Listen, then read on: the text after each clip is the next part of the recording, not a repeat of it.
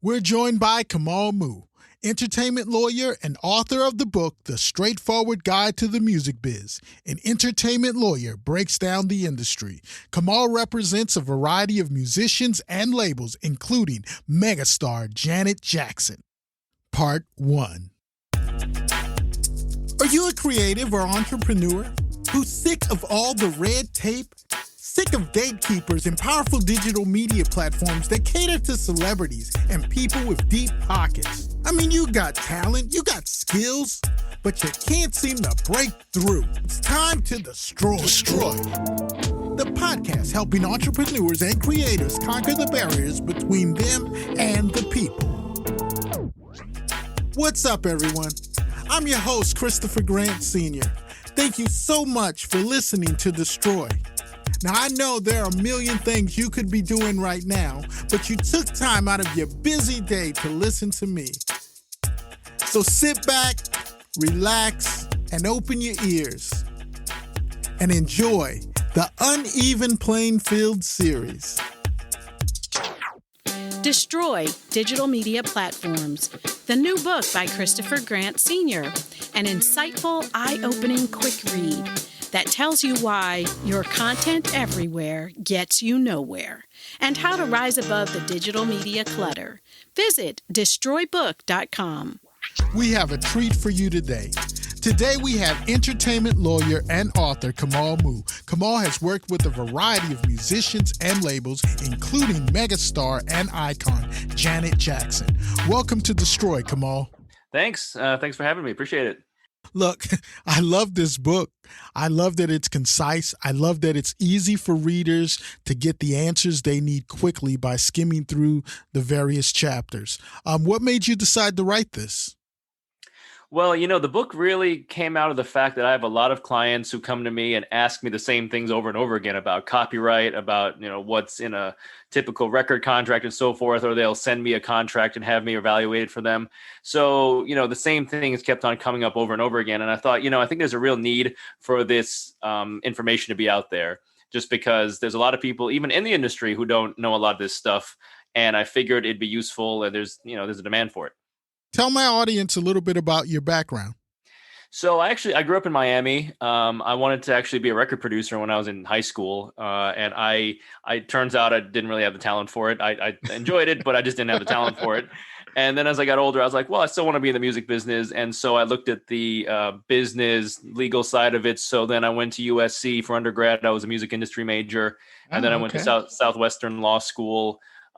Also in LA, and concentrated mostly on entertainment classes. Mm-hmm. And then the funniest thing happened. I graduated, passed the bar, and then my brother's band just kind of blew up on MySpace back in the day, like in 2007. Uh-huh. And it just they were like a screamo rock band, and they did a cover of a hip hop song in like a screamo style, and it just blew up from there.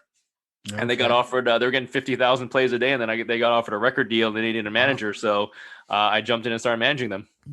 A lot of people in this industry are influenced early on by maybe their favorite artists. And that's the thing that drives them to want to be in the music biz. Is that your story as well?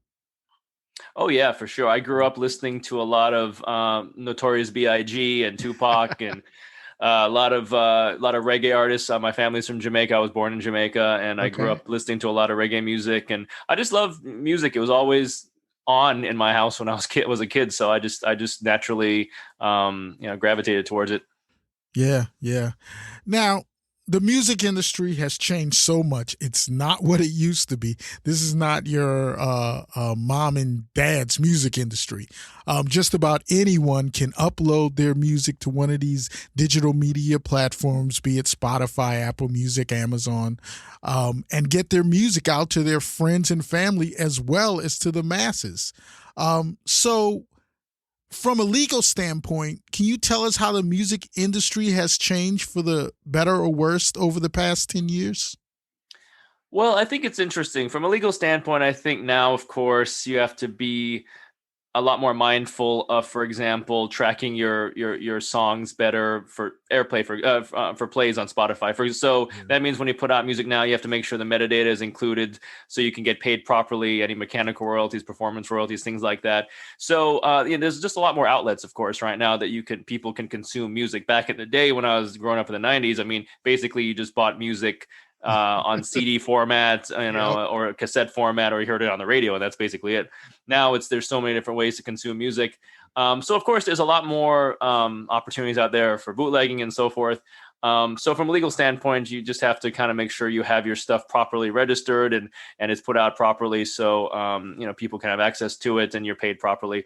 But even just from a business standpoint, I think the industry is a lot different now because back in the day, people could do well, make a really good living from the music industry from just selling records. But of course, that's not the case anymore. Yeah. Nowadays, it's more beyond that. You have to go on tour, of course, and touring has always been a lucrative source of income for artists. But now, I mean, if you can get into other things, for example, Rihanna has a makeup line and a fashion line, and she's doing really well there.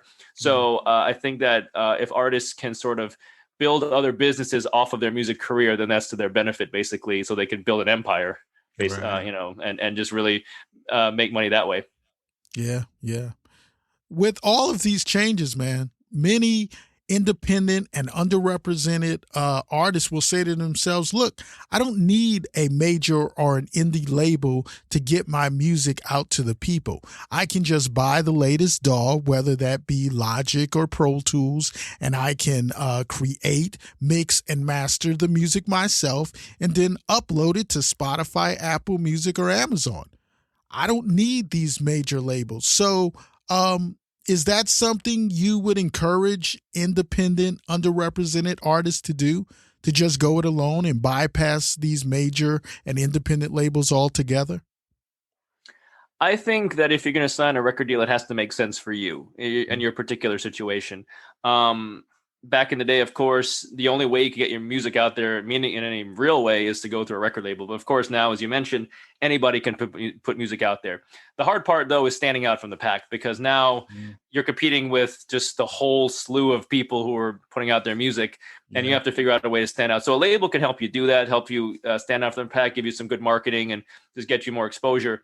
But I always say, if you don't have to sign a record deal right away, don't do it. I think if you can achieve success on your own first, then Mm. it's a better business proposition, because then you have more leverage when you go to negotiate with a label.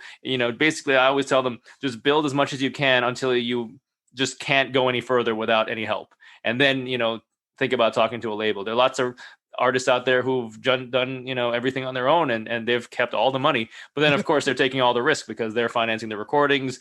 It's all on them to make something happen. So they don't really have that sort of partner there to help them out. So it's a double-edged sword in that sense, but I think that it really depends on if you need a record label, and if you get to that point where you need one, and then maybe think about signing a deal. I believe you talked a little bit earlier about how the artists today, they're not just musicians. They're doing a lot of different things. They have their own clothing line. They're putting books out. They have a YouTube channel. They have their own perfume. I think it's so important for the independent and underrepresented artists to understand that the most successful artists today, they're diversified. They're doing a whole bunch of different things. Can you elaborate on that a little bit about the importance of being able to monetize other areas of your talent? Well, back in the old days, you could sell CDs, for example. Let's say you were an artist on a label, you could sell, a few million CDs, and then you would do well from that, and then that would turn into good profits from touring, and other avenues. But nowadays, of course, it's hard to really make a lot of money from streaming, right? Because the payout is so low, basically, and people aren't buying physical media like they used to. So it's just just the income isn't there like it used to be. And that's why I always say, if an artist can also, for example, be an influencer or get a sponsorship deal, or, as you said, start a clothing line or some other businesses, then that's to their benefit, because they're sort of leveraging their music career in order to launch other endeavors. And I think it's just the reality, unfortunately, of where we are. I mean, I Yeah. grew up, of course, where you can sell a lot of records and make a lot of money, but now that's just not the case as much anymore. In representing Janet Jackson, what do you think it takes to become a superstar, an A-lister? What are some of the qualities and traits you think A&R representatives at major labels are finding attractive in up-and-coming talent? It's interesting. I have a client who is a A&R at a major record label. He also manages on the side, so I represent him for that. And Mm-hmm. I kind of asked him the same question one day, like, what do you look for in artists? And he says, I really look for the strong sense of narrative. They're building a world. Yeah. Like you listen to Jay-Z, you listen to Rick Ross, or you look at Lady Gaga. They've built a narrative and a world and a personality that you can really get absorbed in, like watching a movie. You feel like you're really experiencing this world. And he said that's the important thing, is just really focus on building your narrative, building your world as an artist. And then that's what really draws people in. I think that's really important. And then even the other part of it too is I look at Janet Jackson, and she's obviously been around for a very long time and very successful, but she still works extremely hard. Like when she did her residency in Vegas, it was a year or two ago, she was really putting in the work with the choreography and the dancers, and she doesn't slack. And so it doesn't matter how high you get on that ladder, you still have to work even that much harder to stay up there. So those are two things you have to really think about: the world you're building as an artist, and then also just never gets any easier as the higher you climb, and just have to understand that and keep working harder and harder as you go. Yeah. In reading your book, I was reminded how back in the day I would take a CD and put it in an envelope and mail it back to myself, and I was told that was an easy, cheap way of doing a copyright. We called it a poor man's copyright. I'm not sure if anyone's doing that today, but I'm just curious. Does that kind of stuff work? Is that even legal?